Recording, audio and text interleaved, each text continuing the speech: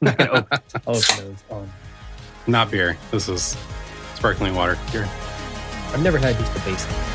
It's as advertised. It's I'm good. getting on a very like the inaugural episode is going to be about sparkling water.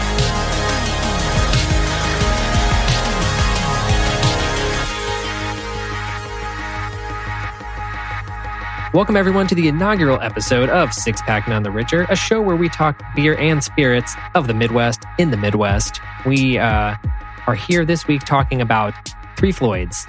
Every week, we're going to be doing something a little different. Sometimes we're going to be doing a random mix pack of 6 beers. But this week, we are just going to be dialing down specifically into one of the most famous Indiana breweries, I would say, if not the most famous Indiana brewery known nationwide, sought after by many.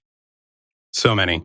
Yes, people are. I mean, maybe some people go for, maybe 450 North is trading higher, but I would say Three Floyds has been around a lot longer, and a lot more people have been going for even just their base beers for a very long time. Mm-hmm. I'm co-host Jon. Yes, I don't think I said my name. I'm Daniel, and I'm co-host. Yes, and you're Dan. That felt very formal, about as formal as I feel like I would be.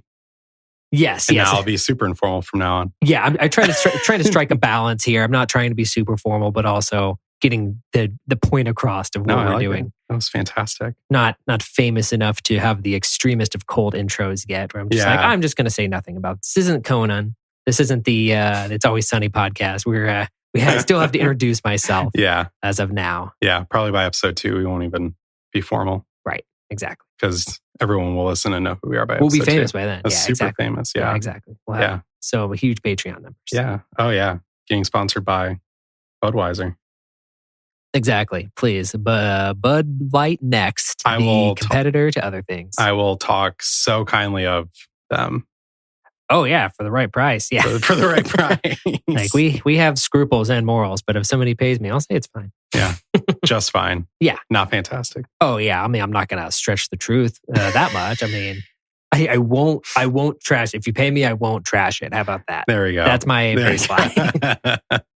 It's fine for what it is. Backyard beer. If I have nothing else in the fridge. Right. Exactly. If I want some rice lager, sure. Let's go. There you go. With that. I don't even know what that means. It's a Bud Light. It's made with rice. But all Budweiser products made with rice. I legitimately had no idea. It's their base. Like if you look at Miller and Coors, those are all like corn based. But Bud is all like rice. Like that is the sugar that they use to create their beers. That is amazing. It's a good start. There you go.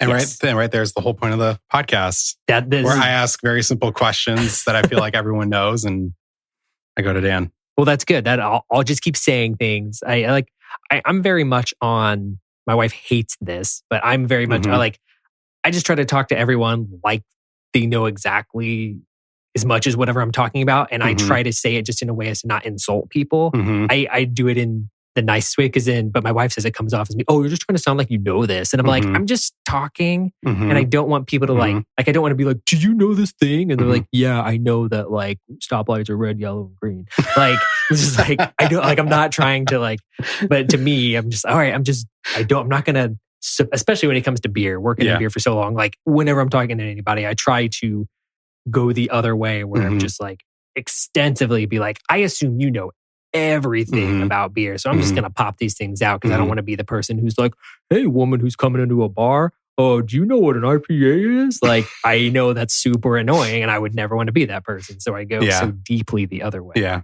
I try to be that way with coffee because I think we've done, as long as you've done beer, I've done coffee. Yeah. But for me, I think I hesitate so much to where the people aren't really interested at that, like after I start talking, or they'll like ask, what's the difference between, like, why exactly is Starbucks so darkly roasted or whatever? And I'm like, well, and then 30 minutes later, so this is the reason why, and they're like already gone out the door or whatever. And then you go so deep that you're talking about like the hot coffee lawsuits at McDonald's and why that's really happening. And you're like, well, actually, it goes back to this. Yeah, why it says caution hot on every single lid, even though you got cold coffee. Right. Like intentionally iced coffee. Oh, yeah. That's not actually true, but it feels like that. Right. Yeah. Well, anyways, so we're doing Three Floyds. Yes. If I recall correctly, when you were texting me about it, the goal with choosing Three Floyds for this episode, for episode 1, it's kind of I'm not speaking verbatim by any means at all, but it's kind of like the cornerstone of like what we're trying to do as a podcast, talking about like Midwestern, Northern Indiana-ish beer that's craft, and for like it's a very good entry level point into that realm, right? Right, definitely. I'm not misspeaking. Okay, no, cool. that's totally right. I think like we just started talking about beer, and it just seems like one, we enjoy talking to each other about beer, and we can do it for a very long time, as we did it for like 5 hours one night. But I feel like it's just fun to hit these base levels on certain beers, and just also I think that. I mean, we're based in Northern Indiana, but I think we are going to be hitting a lot of the Midwest, but try to focus on locally and also focus on things that are available to us. Like I don't hate listening to beer podcasts that cover other things, but it's like, I like to be able to relate, and I like to be able to hear a beer podcast talk about a specific beer. Then I like to be able to go into a store and buy that beer. So sometimes, it makes it a little more fun, and I can be like, oh, I want to listen to each beer you're explaining and see what your thoughts are, because I know that I could get that next weekend. Yeah. As opposed to just, oh, okay, well, that's cool. I'm glad you talked about that beer that I'm never going to drink because it's only available in this like very small suburb of San Francisco. Right. And we may do that from time to time, but it might be like episode 100.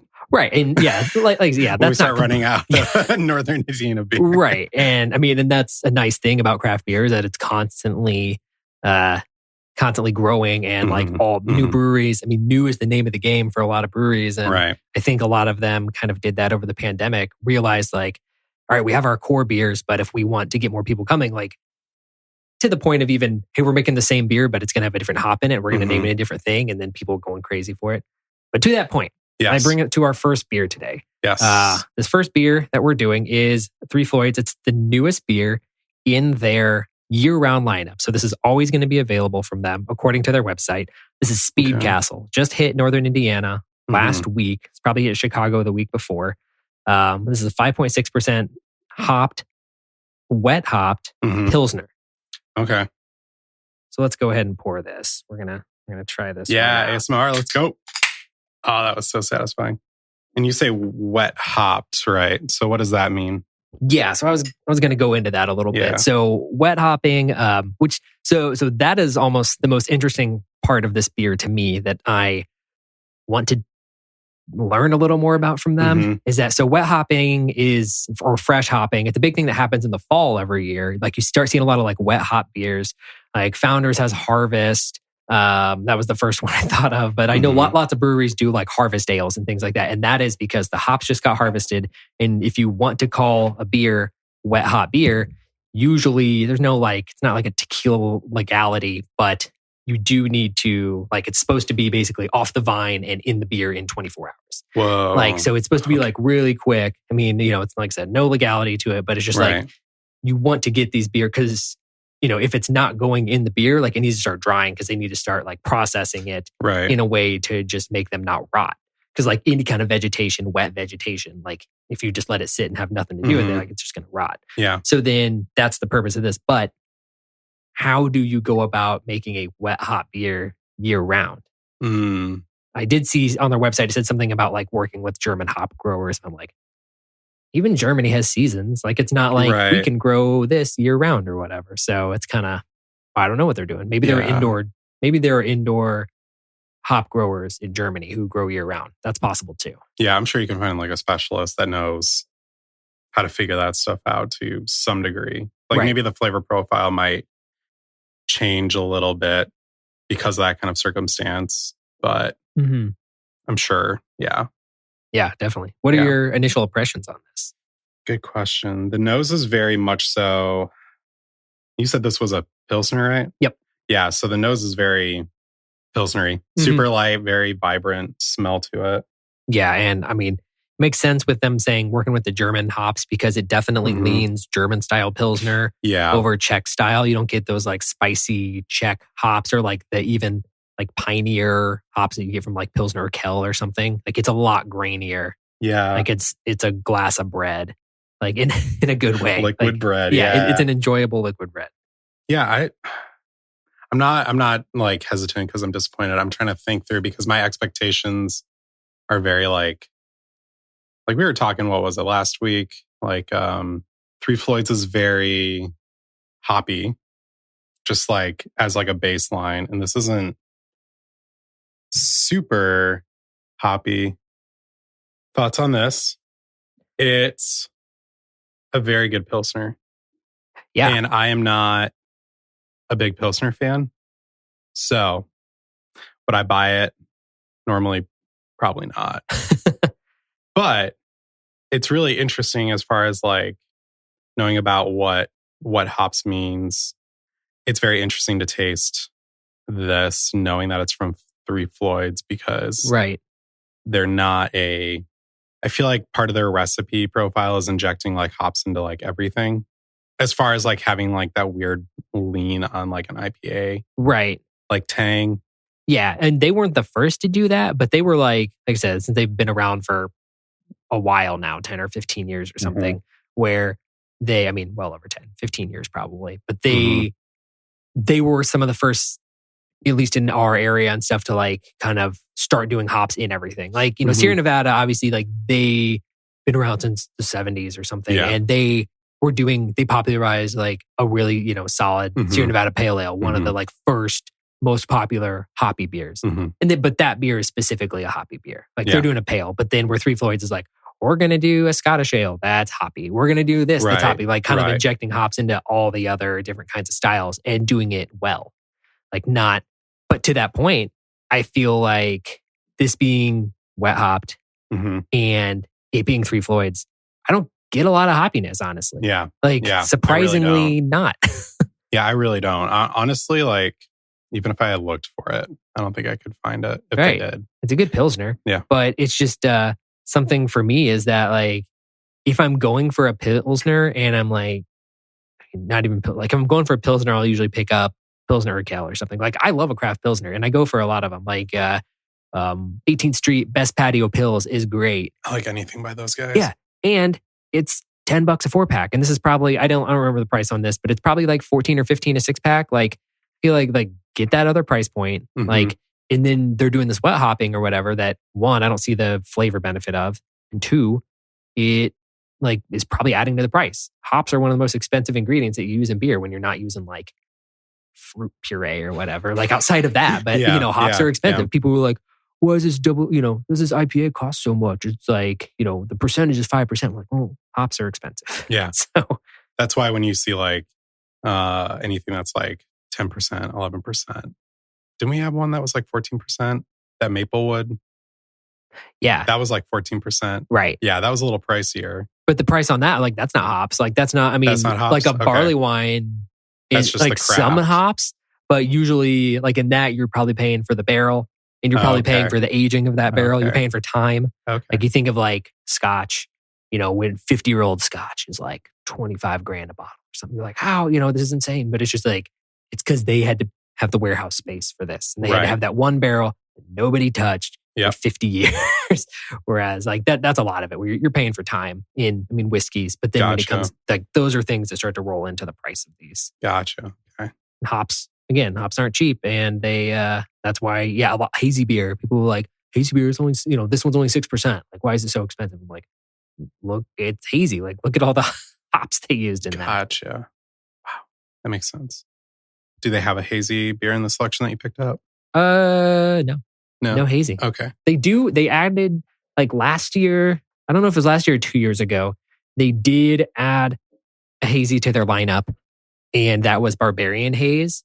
It's a new one into their lineup. I think the newest one in their lineup, in the year-round lineup, that is them doing a hazy. Them making like an accessible hazy that isn't like a big haze bomb or anything like that. So yeah, that was another one prior to this Speed Castle. So next one we're drinking is a well-known favorite, Gumball Head. Never heard of it. I'm just kidding. Say definitely one of their most popular beers for sure. Yeah. It's a hoppy wheat. You can smell the hop in this one right off the bat. Right. And that's kind of like popularized their oeuvre a bit. It's just like, let's drink this hoppy wheat beer. Like, people who like Blue Moon, Blue Moon's a big intro to craft beer, I feel like, for a lot of people. That was my intro. Just like, I'm going to try this. It's not Keystone. Like, Blue Moon. Like, I know some people really don't like Belgian Wits, but for a lot of people, it's like, this is kind of sweeter, a little softer, the wheat in there. But like, and then this is like, you like Blue Moon? How about you try some hops? Mm-hmm. Yeah, a little bit darker too in color. Yeah, you definitely have a little more of that.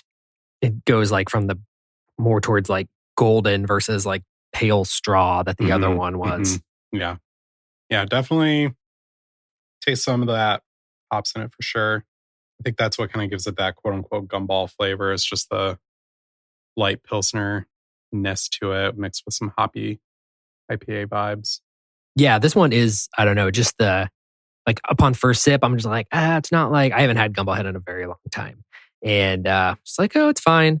But that's, for me, like, they sell 12 packs of this. Like, I could crush 6 of these, 12 of these out like at a, playing cornhole at a friend's backyard barbecue or something. It just like goes down so easy. Yeah. Like, good summery beer. Right. Once you get so deep into beer, sometimes it just becomes like, I still enjoy these things. Clearly, we're sitting here talking about it, but like, you can make it a chore in your own mind.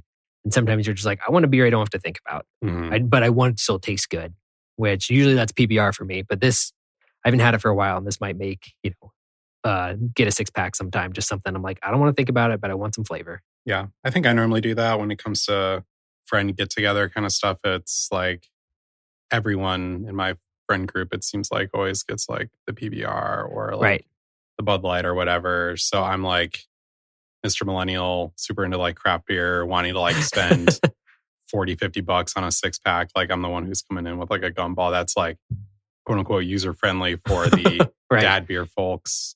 Right. Yeah. Something ridiculous. Where, if it's, it depends on the crowd. I think that's for everyone, but yeah.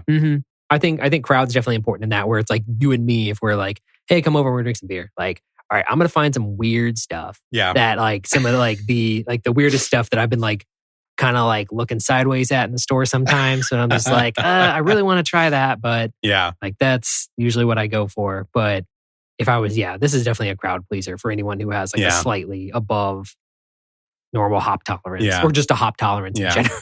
Yeah.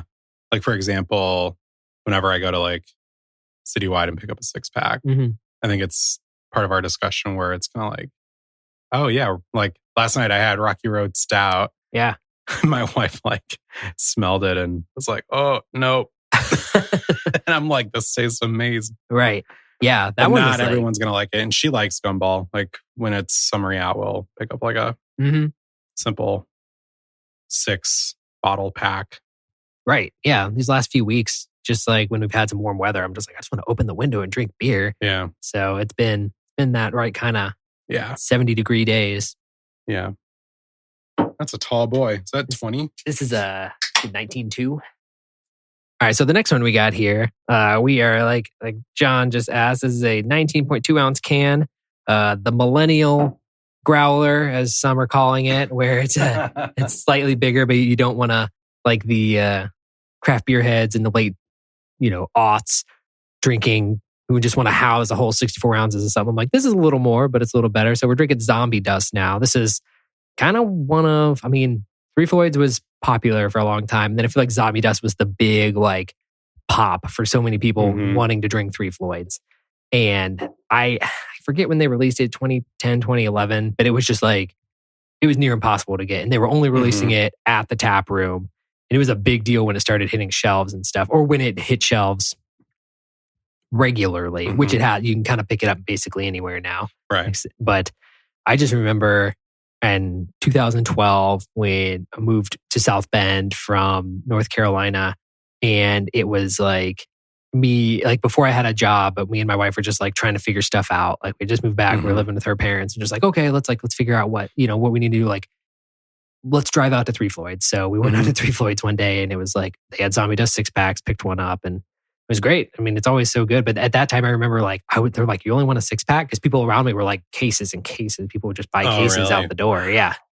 Zombie Dust is I think still persists as one of the only beers I remember. It used to be really rare on tap, and like if I saw it on tap anywhere, I'd just be like, "Give me two," because I know I'm going to want to, and I'm worried about it going off. Oh, like really? you're just like, "Oh, I just want," because they're only getting, even if they have a half barrel, you're just like, I want to make sure it doesn't. I want to get two of them before it goes like out. Right. Because that really happened places. It was nuts. That's crazy. But it drinks great. It's a American pale ale. So, and this was kind of people are used to pale ales, English pale ale, Sierra Nevada pale ale, which is an American pale ale, but it's still pretty bitter.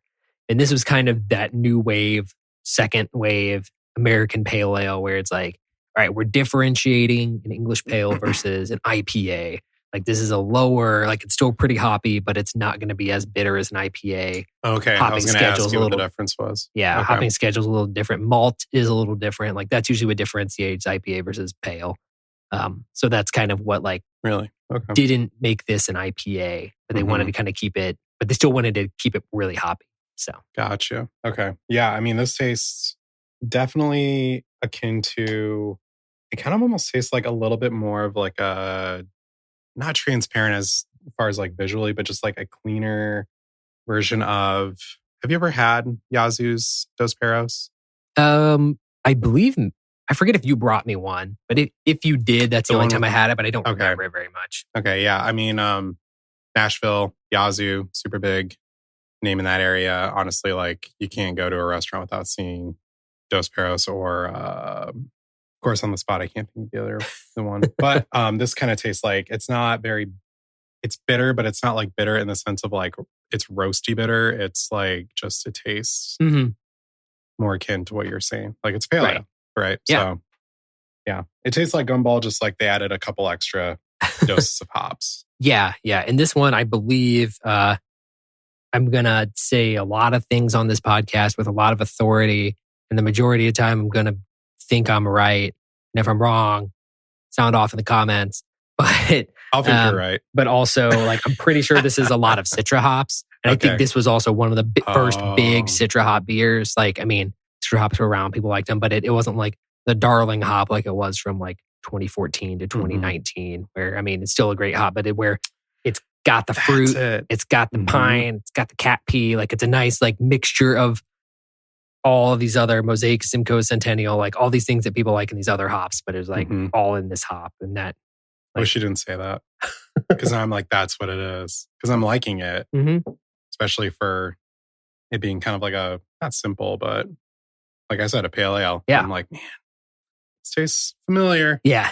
Not as juiced up as 2 of by Citras. Right. Exactly. Not as juiced up. Yeah. And that's like my favorite double. Right. I mean, that's still an APA, but it's like, it's not hazy, but it like feels hazy in a way. And like, this one kind of hits you with a bitterness. Like this one's higher IBU than that too. So it like hits you with that like hot bitterness on the back of your tongue, where that one feels softer, I feel like. Yeah. Yeah.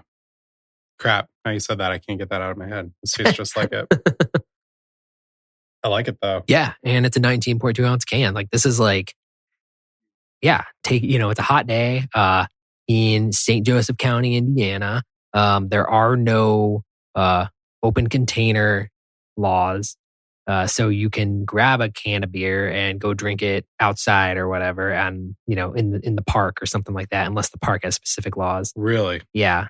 So I mean, Indiana has the laws where it's determined by county. So each county, so some counties it's illegal, some counties it's legal, but we have this thing in South Bend known as Notre Dame, and Notre Dame has these things called tailgates. And that's what that is. That's kind of one of the reasons why it's like you can do this. Like they have to have open container laws, like we're making it like legal to have an open container. Now having an open container can make you more of a target for like a public intox or something like that. So beware, you can't just like walk around like a crazy drunk person. But that being said, people are, you can go down sitting on the banks of the river and enjoy a beer, and that is perfectly legal. Wow, the more you know. Exactly. Just don't be a wild person and try to, chase someone on their raft or something on the river. So what you're saying is don't be dumb. That's really all it comes down to. That's what it is for sure. They're not It's nice. I really haven't taken advantage usually if I'm drinking. I mean, I'm either like at someone's house or I'm staying home. Like I'm not frequently going out places.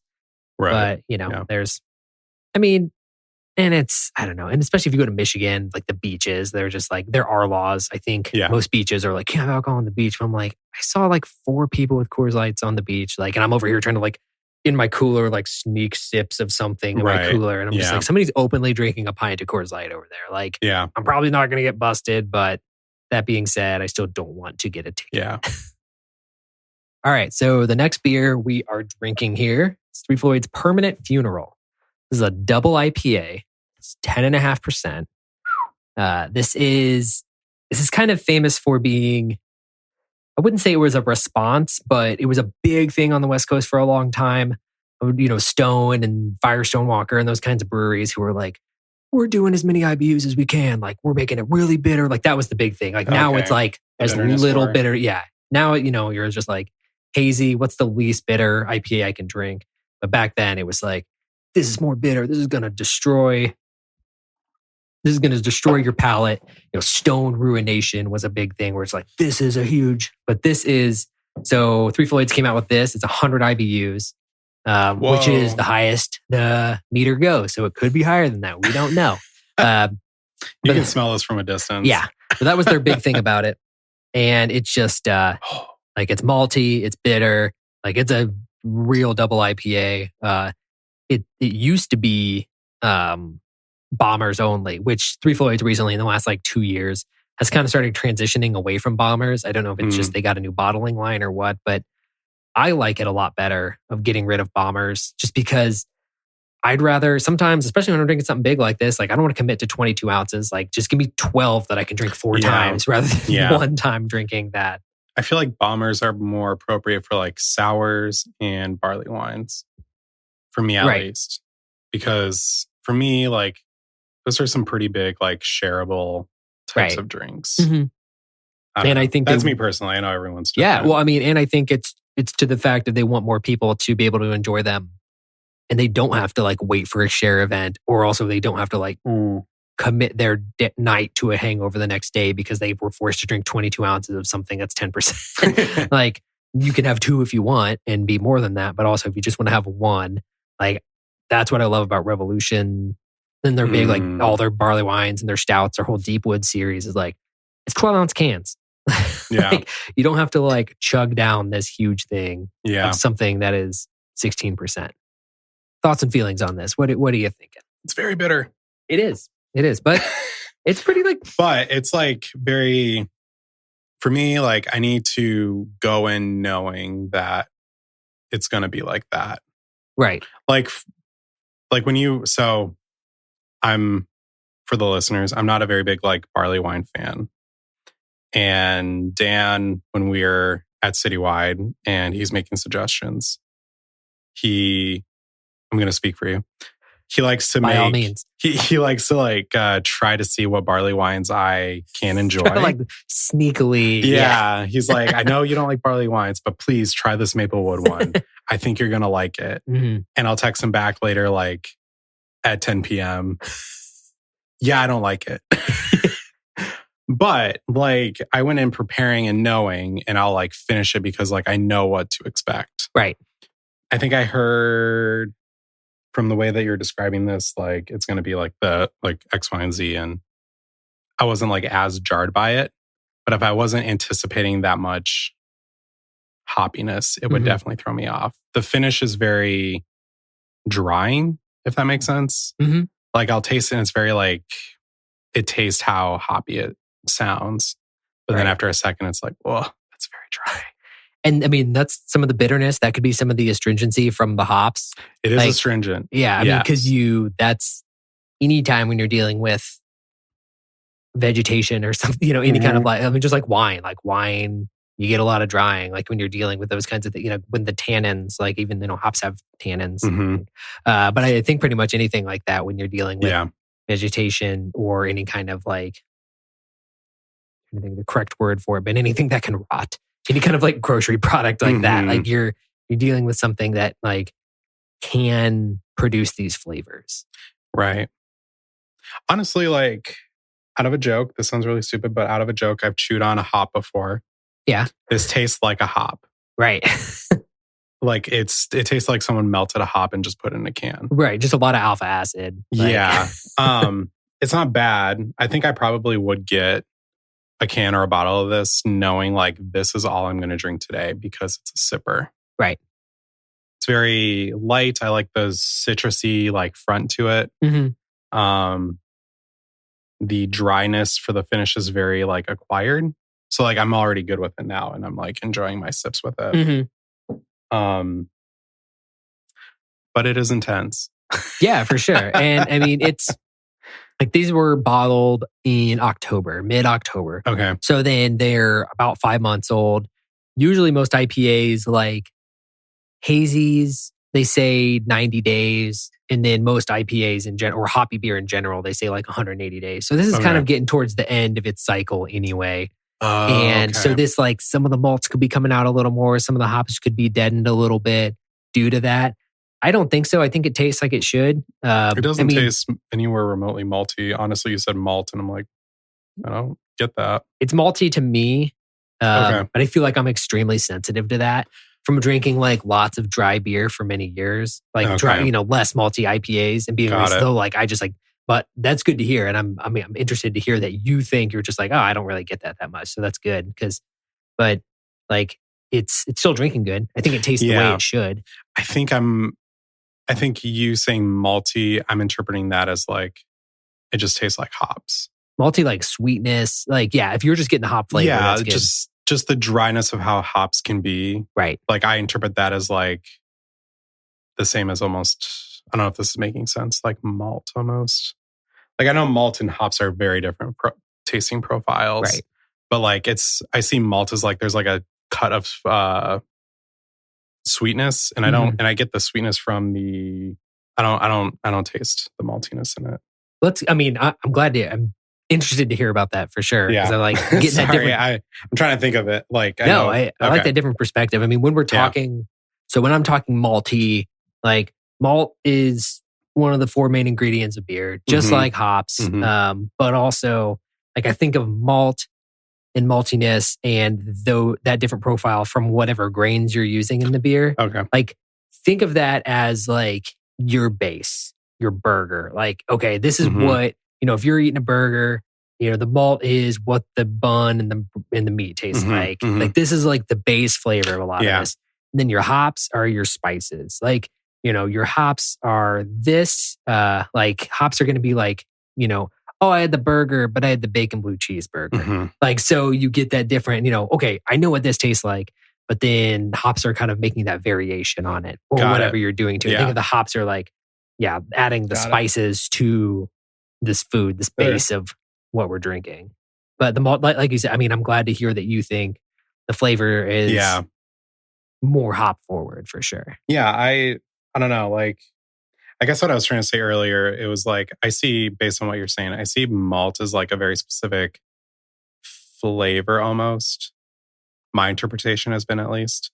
And malt is like a very bitter, like, so you're making like caramel, you're making toffee, and then it's like just burnt. But it still has the sweetness to it. Yeah. Like, that's about as close as I can get to like what is malt without me just saying, oh, it's malty. Right. And I just don't like get that in my head. Like that's normally what I think when I'm trying to identify it. Right. And when I try to like drink this and I think that, it's like, no, it just literally tastes like melted hops. Right. Yeah. Like if hop was an ice cream cone, it would be, or ice cream, it would be liquefied and bottled. Right. Yeah, exactly. And I think I hope that makes sense. It definitely does. Like I've tried a few different ones. I think it's a fun exercise. You can find them online. I used to buy them at like a few homebrew stores I would go to. Is that like you can buy these hop candies online. It's like, it's basically just like a sweet, like a hardened sugar drop. But it has like, this is Centennial hops, this is Citra hops, this is Mosaic hops. Oh, cool. And it's kind of cool because it's kind of like, I mean, you're still getting that sweetness. That. Yeah. So it kind of throws you a little bit because it's sweetness. It's just, but you also, like it didn't like, I didn't do anything scientific with them, but it can kind of get you these different flavors. And it's a fun little candy to have something different. But it is like, you were like, oh, I'm tasting the difference between these different hops. And that is kind of like, I don't know exactly where I'm going. Oh yeah, because like the sweetness versus... Right. Yeah. It's kind of a nice balance to that. You can kind of see where your baseline for this hop is. Yeah. I think it's great. I'm almost done with my share and I'm used to it now. Yeah. That's why we haven't moved on to the next beer, because this is definitely a sipper. We're getting, and I'm excited because I think like this is pretty robust hoppy beer, but I'm pretty excited for the next one we're going to be drinking. And these are all a surprise to Jon. I did a surprise 6-pack for him and I'm forcing him to drink all of them and see what he thinks of them. But I think the next one, I think, is going to be his favorite of the group. Okay, good. Yeah, because I've hated the last 4. No, the only one I'm familiar with is Gumball Head, and I was anticipating that. So you had never had Zombie Dust before? No. Oh wow, I'm surprised. Okay, good. I'm That's excited. What I was saying when we were drinking Zombie Dust. Is like all I've had was the Scottish. Oh, okay, ale and the and the Gumball Head. That's literally all I've had. Oh my gosh, that's great. I mean, because I feel like it's such a good beer, like for as old as Three Floyds is, and I mean, especially around us. I mean, we're in Northern Indiana. It's always been here since they started. Everybody knows about Three Floyds, but it's like Bell's in West Michigan. Yeah, exactly. If somebody was like, I had Two Hearted before, I'd be like, do you live here? Like, I mean, Two Hearted's a little more. I mean, Two Hearted's like one of the best selling IPAs ever. Like maybe only second to like Sierra Nevada Pale, or like Kath has had that in California. Two Hearted, right? Yeah, exactly. Like and it's that big. I think it's available. I think Bell's is available in 40 states now. Like it's insane. And I mean, now that Bell's just recently sold last year to some other brewery or whatever. Oh, that's right. Yeah. His Larry wanted to retire, and his daughter was supposed to take over. Is that what that Larry's Last? Yep. I haven't had that yet. There's still some available. It's pretty it decent stout. Yeah. Say get a single or something. It's solid. That's what Sane was saying. He's like, yeah, this is really good. It's good. I thought it turned out really well. Like, I mean, I wasn't expecting anything huge, but it was like even better than I was expecting it to be. Just, and especially if you drink a lot of Bell's, like Bell's is great. It's always, I'd say always a solid B+. Like, and I love that. That's which is great. which is a good grade. That's not saying bad anything. Yeah, that's not no. a bad And I'm thing. saying like I'm not drinking an A+ every time, but who am I drinking an A+ from every time? Right. Like Bell's is always really solid. You drink Oberon every year, it tastes good. You drink Hop Slam every year, it tastes good. Speaking of, I was about to say Happy Oberon Day. Yeah. That's what Kath is doing today. Apparently. Oh, nice. Yeah, that's great. One of her friends, they're celebrating Oberon Day. Awesome. I don't know how. It's just by I think it's available someplace. Yeah, I was going to say when she was saying that, I was like, isn't Oberon like always available? No, it's okay. Are you serious? So in the Midwest, I don't know how many states do the otherwise, but in the Midwest, it's only available for like, I mean, it's being more and more and more. Now it's like March through November or something. But in like Arizona and maybe more states, maybe Florida, I think, like it's available year round. Okay. In sunny states, it's available year round. But then like here where we're like, it's spring and people are like, they don't they kind of drink with the seasons a little more. So Oberon isn't available year round in in Michigan or Indiana. I was really stiffing her up like how you were. You're going to have to go home and be like... Yeah, like what you were doing with me in Scotch Ale. I was like, no, that's available every all day or day. Right. You're right. Yeah. Shoot. Wow. You're going to have to like take her home some Taco Bell to be nice Put in my mouth. Good grief.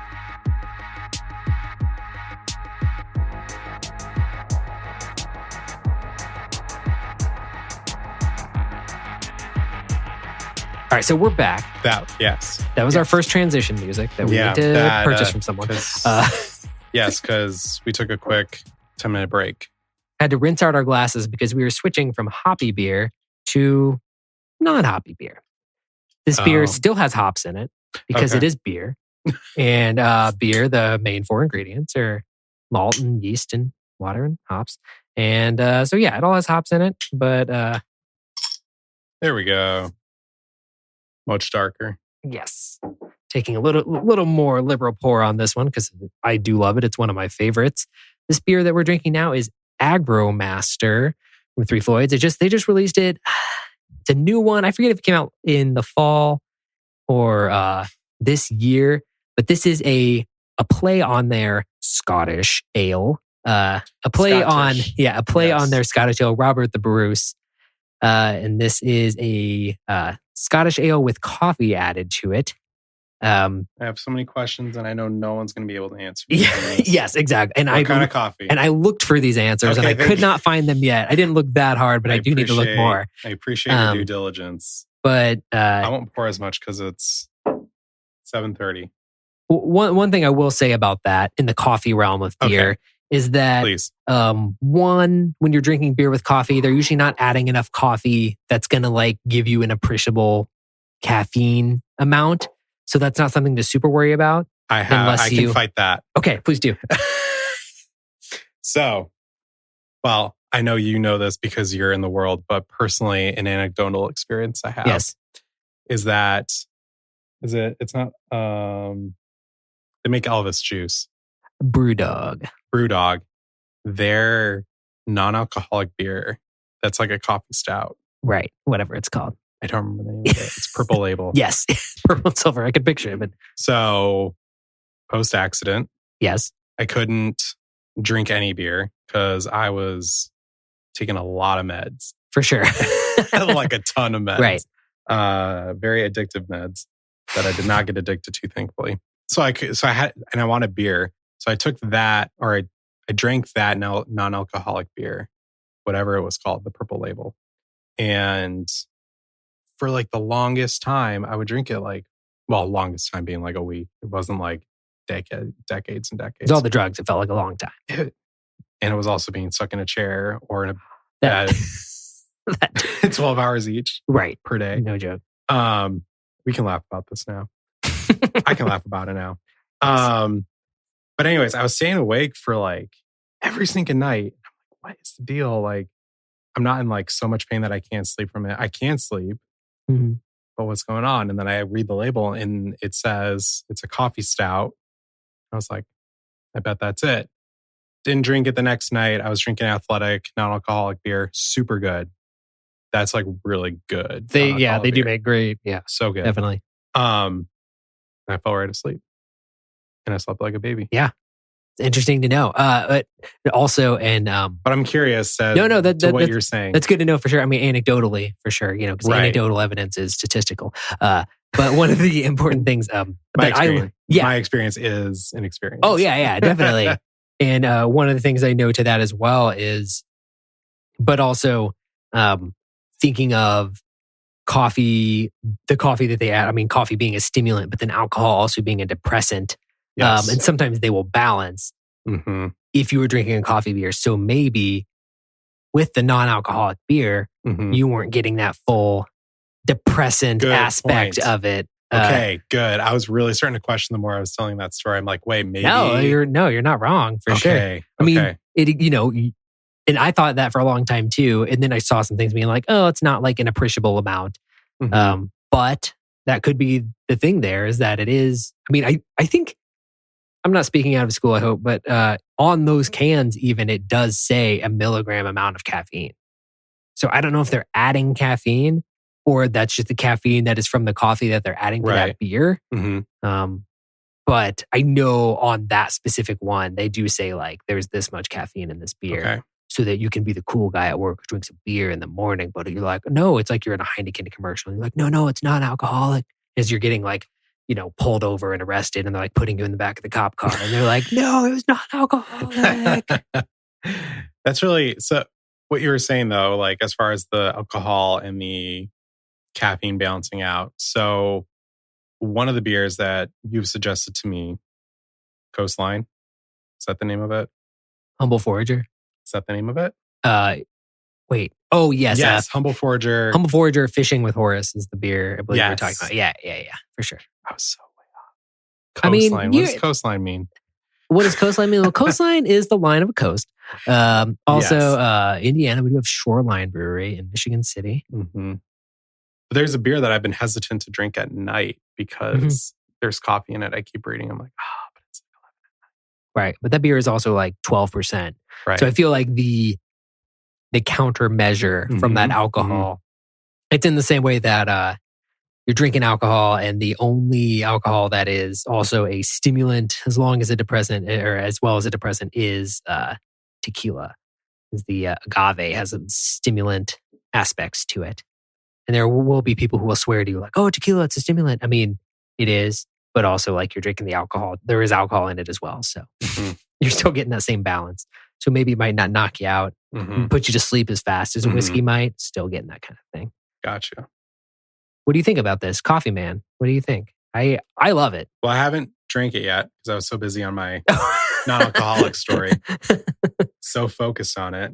After being 4 beers in, I'm very hyper-focused on the thing and not being aware of having beer in a can. Right, definitely.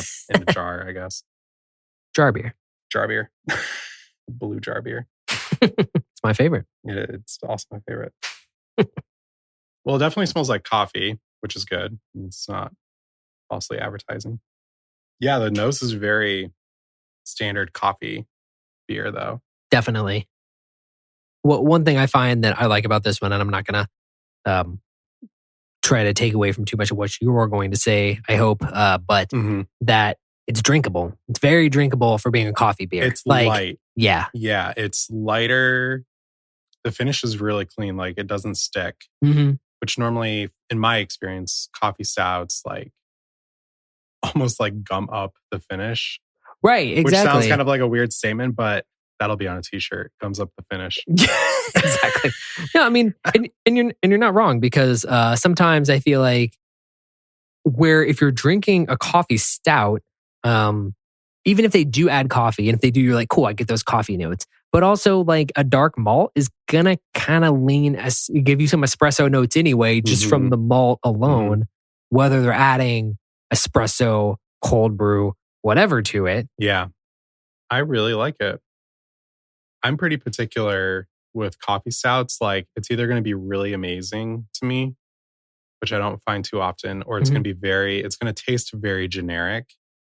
And the things that are negative to me kind of stick to me as far as like, I just don't want to have it again. Right. So love Two Toms, the brewing company Two Toms.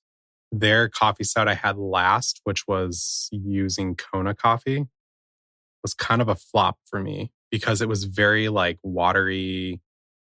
It kind of tasted like this almost.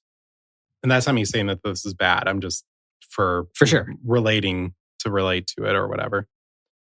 Theirs was just too, it tastes like it didn't know what it wanted to be. And this one is saying, and this Three Floyds beer is saying like, it's not just a coffee stout. It's more than that. And for me, I'm like more accepting of it. Yeah. And maybe this could be to what we understand coffee beer as, to where if you're drinking a stout can be like, there are guidelines and like style goals. But like if you're drinking a stout, like, you know, Guinness is light. Guinness is 4.5%. Like a stout can be very low alcohol. But like, and I think theirs coffee stout was not a high percentage. And I think that threw me off because I was expecting something bigger and maltier when you're saying coffee stout. And maybe that's my issue, but I feel like that's probably a lot of people's issue. But this one, I mean, it is 7.5%, which is pretty high for a Scottish ale, which is not technically, I mean, it's a blend of a Scottish ale with coffee, but it's like a robust Scottish ale. But like you're getting like, it's light, it's drinkable with coffee, but it's not like, if it said like coffee stout, I would have expected something a lot bigger. But the fact that they don't say coffee stout, like, I'm like, okay, I can enjoy this in a different realm, on a different level. I'm reading the label right here, and it says as coffee and dark ales collide, it kind of says it's more of a Scottish ale first, and then they put in coffee in after the fact. So I don't know. Maybe it's just like the jargon is kind of convincing me otherwise, but I just don't. Yeah, I see it as like a coffee ale. So if you were to say it in that term, definitely.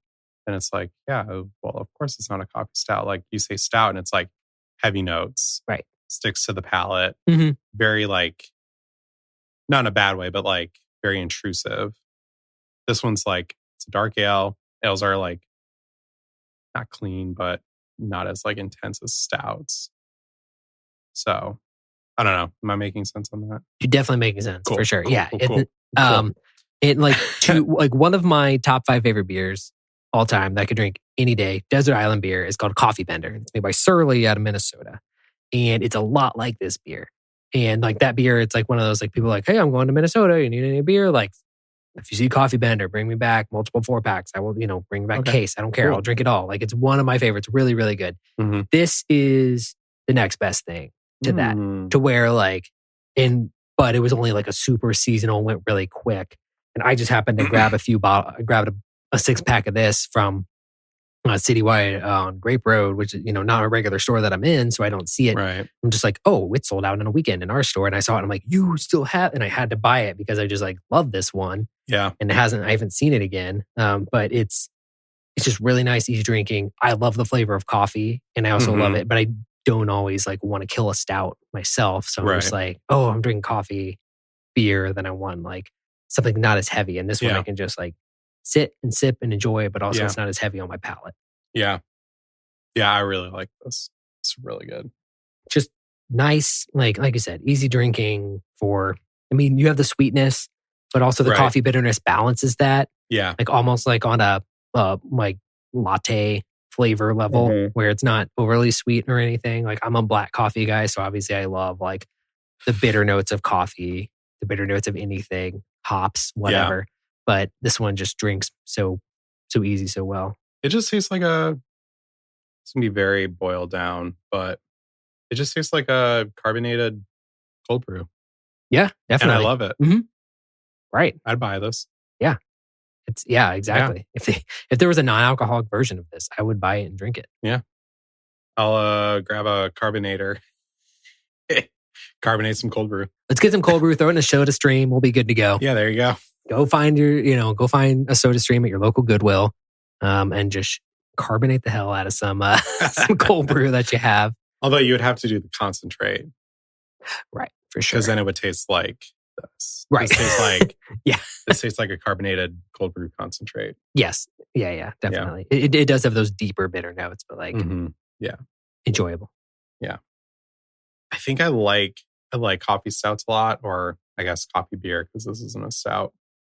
But my brain like switches into huge, like, what kind of coffee is it? How is it roasted? Right, for sure. Yeah. How is it brewed? And then I'm like, I'm not going to enjoy this. I know. I'm sad. On their website, it didn't say it. And then also now we can't go to since Three Floyds closed down their brew pub, like you can't like go in there and talk to them about it or anything. Yeah. So what does that mean? Because I remember reading an article about it. So you just can't go, like they have no... to my knowledge, yeah. Like okay. I don't know if they have their storefront still open, because in their spot it was like they have a brew pub, restaurant attached to the brewery, right? Plus bar, and then there was also like a takeout spot next to it, kind of a retail space. I don't know if the retail space is still there, but the brew pub, to my knowledge, still was shut down permanently. Like they decided, was it to, as a play because they wanted to open some up in Chicago as well? I don't know. I don't think they were doing anything untoward, for sure. But I think they were just like, hey, we don't want to have to worry about people getting sick coming in here. We don't know how long the pandemic's going to last. Yeah, that was right at the turn of COVID too. Yeah, I think they just shut down. I think 6 months. It was maybe before the end of 2020 or just early 2021. They were just like, hey, we're never opening this back up. But yeah, I remember reading an article about it from, who was it? Someone texted me the article and was like, no, Three Floyds is closed. And I think I brought it up to you before, but I said it in a way that was like, this was me back when I was trying to figure out how to navigate talking beer with you, because some people are super hardcore about whatever it is that they're passionate about. Yeah. And it's I wouldn't know anything about that. Well, no, it's right. It's I don't know how much, should I try to sound like I know what I'm talking about? Or should I just oh yeah, Three Floyds did this. What do you think about that? And I try to leave it a very open-ended, so you could kind of say your 2 cents, so I could see what you think about it. And then you said, oh yeah, they shut down their brew pub. So, clearly they're still making it or whatever. It's okay, cool. So that's good. Right.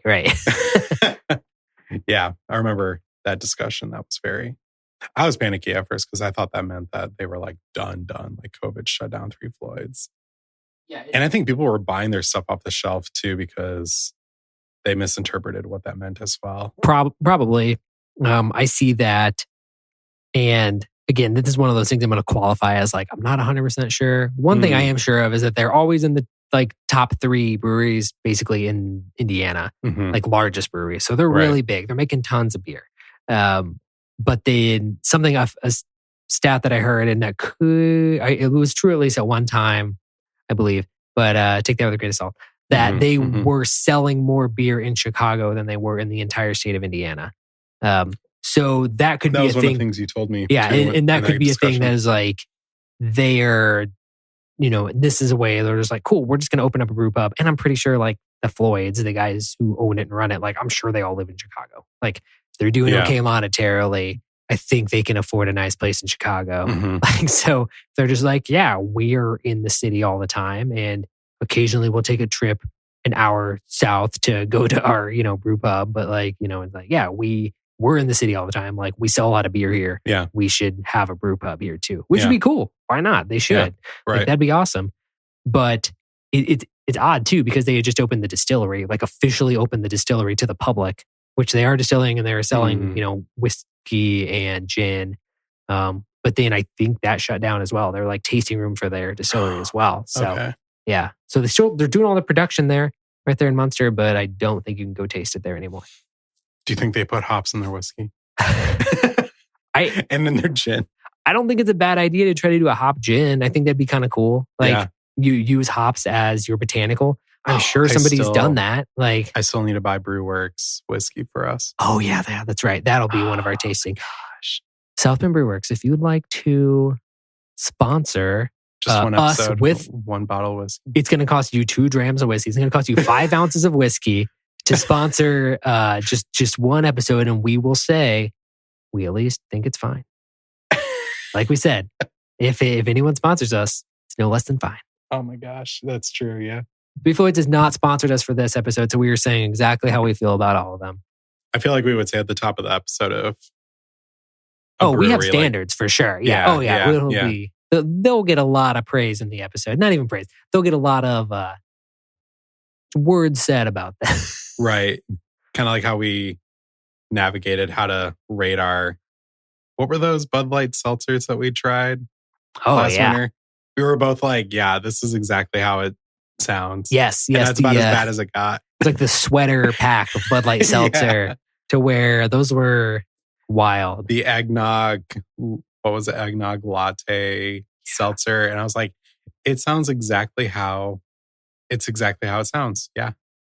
And it was bad, but I didn't say that, but yeah. But what I'll say is that it smelled great. If you like eggnog, it smelled great. Yes. And it tasted weird, but carbonated, diluted eggnog. But that being said, I want breweries to make things like that. Yeah. I want them to take swings and make weird things. Yeah. I'll buy it every time. Yeah. And even if, I know it's tough for huge breweries like that to even make something as a joke, because then it's like, this is a 4-day run at our brewery, because if we change anything up, like it has to be worth it. And even the fact when, even changing packaging, because a lot of those guys, like they have like their packaging lines are insane, and they will go from like tank to pallet and nobody has to do anything. I mean, people are there like checking on things, but like even at Revolution, they have like $1 million canning line that go, it'll go from the tank to, it'll go into the can, and then the can shoot, and then at the end of the line, it shoots it out. It palletizes it for them and everything. So it goes like from the brewing tank, like into a pallet, basically. So it's like no person has to touch it on that line or anything. It's an insane process. And I'm sure that these huge breweries have it to even where like Busch Light, I guess this is showing my age, but I guess the youngsters were calling it like Busch Latte. It's like a funny joke, like Busch Light, Busch Latte, we're going to drink this. And then even Busch came out and they started making packaging like for one big packaging run for like a month. And it said Busch Latte on the packaging. But I just think of like the logistical thing of even like inserting different packages into their like never ending line that runs these packages. Yeah. My thinking is with anything like innovative like that, take like the smartphone industry, for example, like having a camera that like mechanically like comes out of the phone to take a selfie and then goes back into the phone. Like that's not practical. The mechanics are going to die like very quickly. but someone has to do it to show if it's feasible or not. So eggnog seltzer, it could be phenomenal. Right. It wasn't, but no one knew until they tried it. Like, take the big swings. Like, I want to drink the weird stuff, especially. Same. And a lot of people did. Like, those things sold. Like, people want to try. I bought it. Yeah, exactly. And I don't drink seltzers. Like, make three, if you're doing 4 different flavors in a seltzer pack, make 3 of them good, air quotes, gigantic air quotes, good. Decent stuff in that pack. I like the plum a lot. The plum was good because it tasted very generic. Definitely. It was a sugar plum. It was Christmas themed. Yeah. But it was very it was like the White Claw black cherry of that pack where it's like, this is the best one.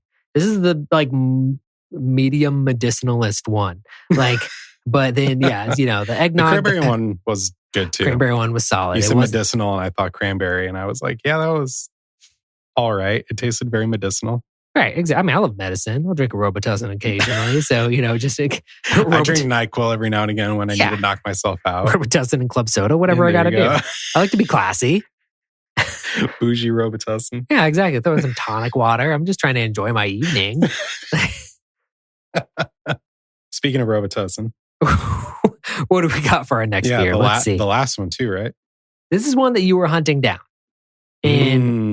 And there was one that I said doesn't exist anymore. Oh, no. But I did find it. Where? Grape Road? I did. Yes, this was found.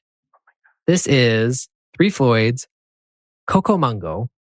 This is an imperial stout, barrel-aged imperial stout. Oh, no. Coconut with toasted coconut, aged in Willet barrels, 15.6%. So glad it is. Yeah, ending off on a high at the end of this run. Yeah, wow. But I know you were searching for it, and I was excited to be able to find it. Was it? Did you suggest this one to me? I said, I think I got a bottle, and I said, you really need to drink this, and then it was gone. Right. That's right. So I didn't mean to. That's right. The next day, I was like, all right, I'll look for it. Yeah, I was like, oh, they got to have some left. I asked Sayan, and he said, nope, we're out. And you said, I don't think that they're out.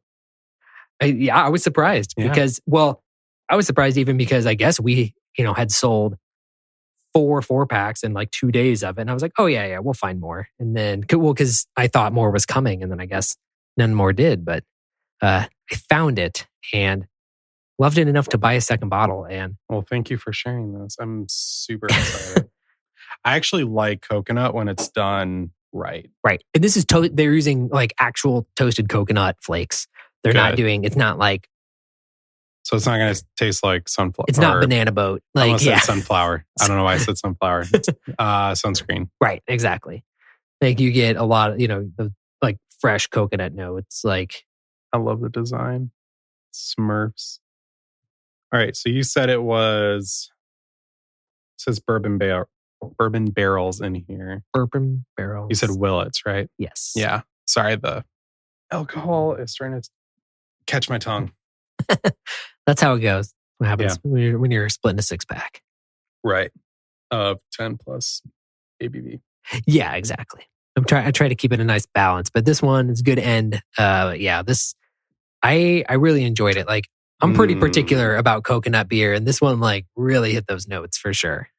The coconut's very subtle. Like you can taste it, but it like subtly cuts through that like barrel flavor. Right. Where you get that I know this is going to be overused. I mean, it will because I overuse it a lot. But I feel like in this the coconut is like the base note of this where it's just like you get the other flavors, you get the barrel, you get the chocolatiness, like but the coconut just kind of like goes underneath everything else where it just like fills out the flavor. It's really big like Almond Joy, Mounds Bar, that kind of thing. Right. Yeah. Yeah, it feels it tastes like an imperial stout, but some people like go way over the top. Like this is an imperial stout and it's very like punchy, right in your face. I use the term very saucy when I'm talking with people about high alcohol content and stuff like this. But I think the coconut really like helps it, like round it out. Right. Yeah. Yeah. How you were saying like this one has the coconut like pull it all together.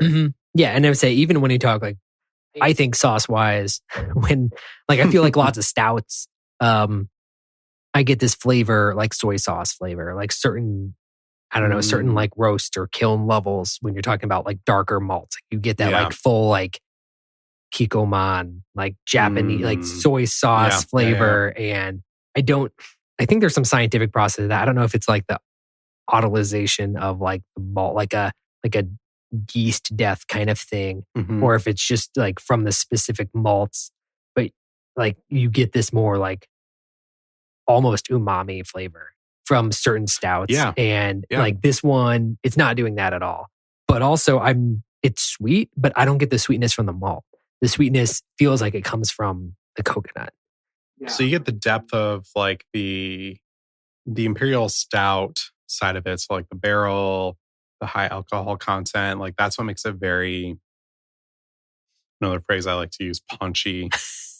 Saucy, punchy. Yeah. Well, saucy's like when it sticks to everything in your mouth. Oh, yeah. Punchy's like very like, it just tastes like this is really heavy stout. Right. But like this one's very, you can taste the barrel, you can taste like the alcohol, the chocolate, like kind of is what gives it definition. But then the coconut is what helps it feel very light and not overwhelming. Right. And thankfully it's toasted too. So it's not, you said toasted flakes too. So it's not gross by any means. Yeah, it tastes like coconut. It doesn't taste like sunscreen. There's some beers that taste like sunscreen and you're like, crap, why did I buy this can? Exactly. And like, I love coconut flavor. So that's why when it comes to things like this, I'm like really particular. And I'm just like, I need it to taste like good coconut though. Like, yeah. Oh, I'm so glad I got to try this one. It also gets like I love a huge amount of barrel. This doesn't have that. But this is like, you get a good amount of it. Like, I mean, I love some of these where you're just like some of, to reference back to some like Revolution Deepwood series stuff, where you're like, this is like licking an oak barrel. Like, which, you know, occasionally like I do enjoy. Yeah. But this one. Straight Jacket. Yeah. That one's like, they liquefied a barrel and just poured it in a can. Tons of oak. But this one, you get those notes up front.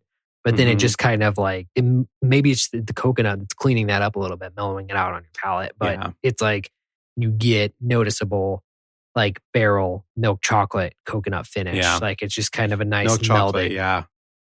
Yeah. Normally someone's like dark cocoa. Like dark cocoa is very bitter. There's no sweetness to it. This one, milk chocolate. I like that. There's like no bitterness to this. Like it's just drinks like easy. Yeah.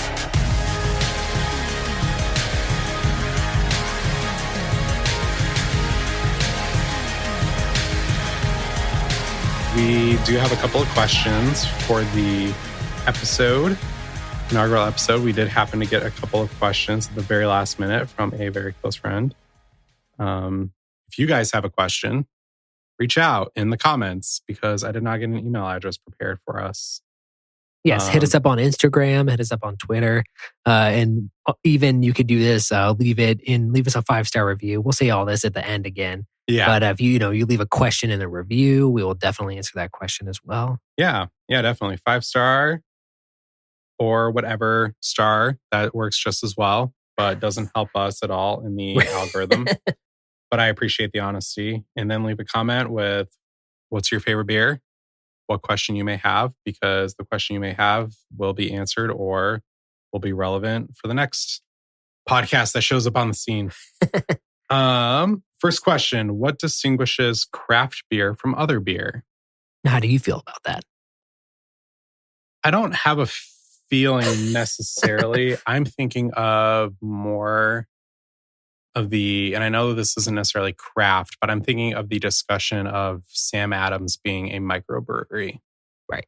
You know how that was a discussion back in the day? Oh, for sure. Yeah. Still is. Every year. Right.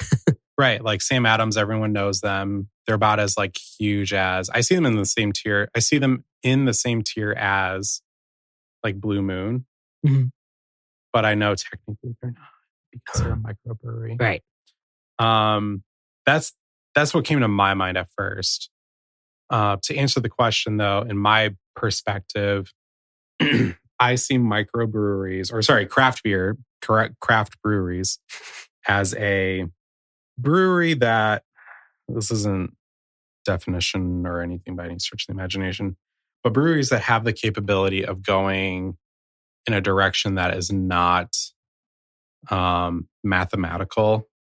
So like take Blue Moon as like kind of the beer that we've been talking about, mostly for parallel sake with Three Floyds. Blue Moon, you can pick up a can or a bottle any day, any year, any season. And that standard Blue Moon is going to taste the exact same way as it did when you bought it the very first time you drank it. I see, and this has come up in our discussion, I see craft beer being like, yes, this is zombie dust. I think this was actually an actual discussion that we had. I see zombie dust where it's like, yes, it is the same, but they did something just a little bit different this year. Does that make sense? Yeah, it makes sense for sure. Do you see that being also too rotational, new drinks, new something weird? Windmill did 2 by Citra line and they seasonally changed it up with 2 by Mosaic or whatever. Yeah. That's much more of a hard example. Right. But I think if I were to try to make a definition of it, I think what I said earlier is... Yeah, I think mathematical is right for sure. And that in smaller craft breweries where you can have, it isn't a monetary decision to make a new beer. Whereas certain beers like some of these huge breweries, huge craft breweries, I don't know if Blue Moon's technically a craft brewery anymore, but Blue Moon, Sam Adams, so is where it's just like, it's a process for them to make a new beer because their systems are just running 24/7. They're pressing buttons. They're putting the malt goes in here, it gets boiled, it does this, you put the hops on the schedule. And to like make a new beer is like putting a wedge in that entire system. Right. Yeah. You really got to like process this. And those guys are also running, 30 pilot batches, doing QC on everything, running it through their lab to make sure everything's correct as well. Whereas, I mean, you want to get down to the basis of it, like craft beer is a lot of a numbers game. If you're looking at the highest, 40,000 foot view of this, where it's just like Sam Adams, like a lot of what craft beer is like Sam Adams, basically where Sam Adams is, because they lobby the Brewers Association to like up the limit. Basically every time it's like Sam Adams, all right, now if you make 1 million barrels a year, that's craft beer. And then Sam Adams like, well, we're going to make 1.5 million this year. All right, we're going to lobby Brewers Association to say it's 2 million barrels a year, 3 million barrels a year. So that's, and also I think the Brewers Association has kind of come out and done a hard line of like, if you're owned by a much larger brewery like that, like maybe it's not a craft brewery anymore. Like, I don't know if Founders is a craft brewery anymore. I don't know if Bell's is a craft brewery anymore. Yeah. Because they're owned by these huge conglomerates now. Right. Owned by San Miguel and owned by these like huge breweries. So it's like, wait. And then I think it's gotten down to how much stake these large brewing conglomerations have in that brewery. So craft beer is sadly like a bastardized kind of definition. Like even in Indiana, because there are tax breaks for big breweries or tax craft breweries. So like even because it was like, it's the same way in Indiana because like Sun King, they're the biggest brewery in Indiana or were, I know it's a balance, like depending on what year some people are making more or expanding more. But I'm pretty sure Sun King's the biggest brewery in Indiana. And it was like, for getting these tax breaks in like, oh, I'm still craft. Okay, well, I'm going to make more beer this year than we did last year. And it's going to go over this limit. So then they need to lobby for the state government to say, you're still craft. You're still going to get these tax breaks, even though you're like over the limit. Right. And it just keeps going up and up and up. So yeah, I think my perspective too is going to be much more anecdotal and not really logistical like that. But I think it's also too the vibe that basically if they put on like a sticker label versus like printed on the can, Sun King is very like consistent. There's not much change that happens in their lineup. Windmill, I think the most consistent they get is their honestly nothing really seems like. I feel like every season they come out with something crazy. It's just like, how whimsical can they get?